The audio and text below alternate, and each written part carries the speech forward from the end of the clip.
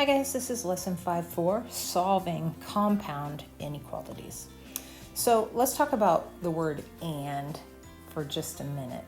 If I told you I'm going to have a club here and I'm looking at these shapes in different colors, and I tell you that to be in my club, you have to be a circle. Now you can see that there are 3 green circles and 2 blue circles, but I'm going to add an and. You have to be a circle and you have to be green. So that gets kind of specific. You have to meet both of the criteria to be in this club. You have to be a circle and you have to be green. This is the same as when we use the word and in math. It gets a little more exclusive and we're narrowing down the possibilities, and we are actually going to have an intersection of 2 pieces of information, and only the overlap gets to be there. Whenever we have an intersection, we often use an upside down U for a symbol. All right, what if I said instead, you can come and be in my club, but you can be a circle or you can be a triangle. You can be a circle or you can be a triangle. Look who all gets to come. You can be a circle or you can be a triangle. So that's pretty broad, right? I'm actually bringing in all of the circles and all of the triangles. We call this a union. Whenever we're using the word or, we end up with a big expanse of possibilities. We call it a union, and so you can kind of think of a union as a whole bunch of things coming together, and we often use this symbol, this big U, for union. That one's kind of easy because union starts with U. We can remember that. All right, let's talk about inequalities. So if I have a problem, like I'm going to work through some of the problems in the book on page 306. Example 1. So I have a compound inequality. It's 2 inequalities that are stuck together. I can actually solve it in this form, but I'm going to pull it apart to show you how this works. Okay, I actually have 2 things here. I have that one and I have this one. And so this little x minus 3 piece goes with the left side and it also goes with the right side. So I'm going to solve them separately. We have the skills we need already to solve. I'm going to try to get x by itself. I'm adding 3 to both sides here, and so I will have 1 is less than or equal to x. Or if I want to see this separately, it's x is greater than or equal to 1. Remember, the fat side stuck to the x. It's got to stay stuck to the x. Let's jump over to the other side and just solve the other part of this. I want to add 3 to get x by itself. I have x is less than 7. All right, I know that this is actually a situation where both of these need to be true, but let's have a look at what the graphs look like. All right, let's put the 1 here so we can make this compare just a little bit. I have x is greater than or equal to 1. Okay. The other thing I know is that I have, let's say 7 is here. I know that x is less than 7.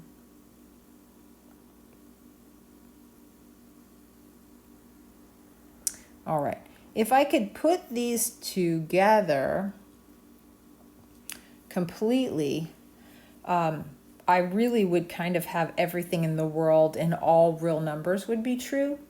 But that's not really true. I need this to be true and I need this to be true at the same time in order to make this whole thing work together. And so what's going to happen is I'm going to look at this and I'm going to make them both be true.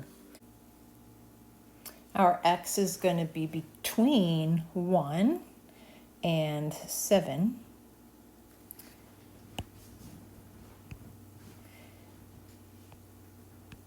And we're going to keep those signs. We know that x is greater than or equal to 1.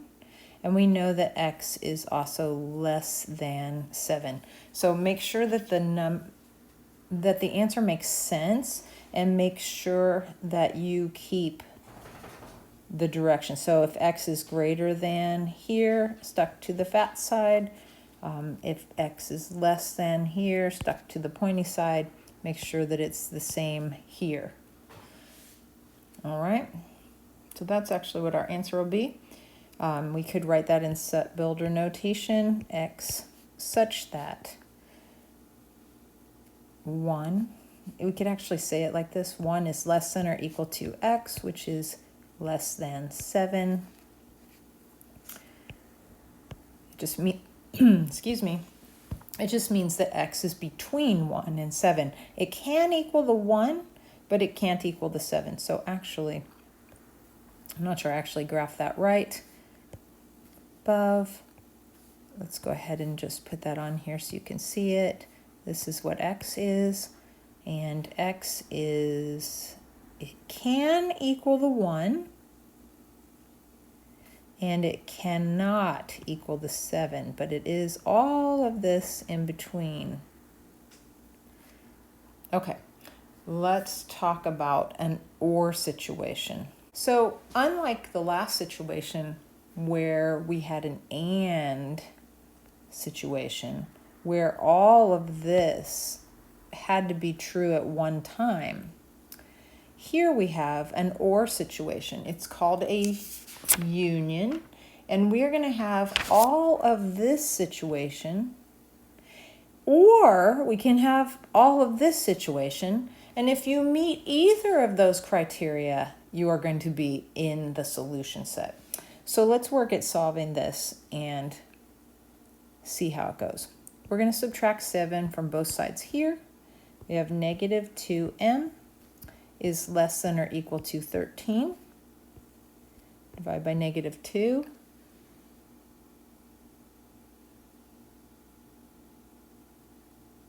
Oh, doesn't look right because I didn't actually do any math there. This would actually be positive 6, correct? And we're dividing by negative. Uh-oh, what does that do? Divide by a negative. We have to flip the sign or we will get the wrong answer. So I am going to have m is greater than or equal to negative 3. All right. Let's go to the other side. I'm going to subtract 12 from each side and get 5m is greater than 25. I need to divide by 5. It is not negative, so that's fine. I have m is greater than 5. All right, so I know that m is greater than or equal to negative 3, or m is greater than 5. So, watch what happens.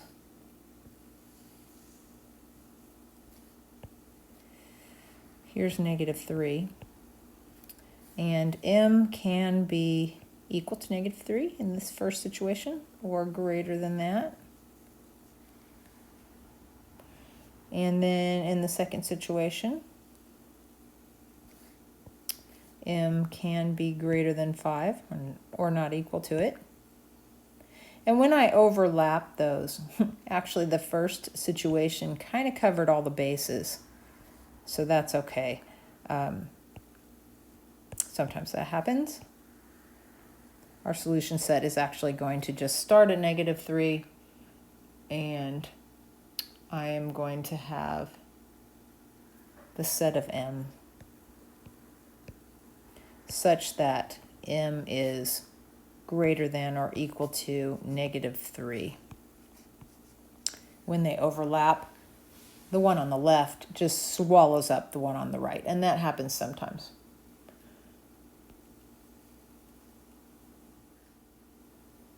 I want to do 3a and show you this type of problem. I have a plus 1 is less than 4, or a minus 1 can be greater than or equal to 3. So let's go ahead and solve both of these. A can be less than 3. A can be greater than or equal to 4. So what happens, you can put these separate if you want to, but they're both going to be true, and I can select solutions from either one. This isn't an and. I don't have to overlap them and make it true for both of them.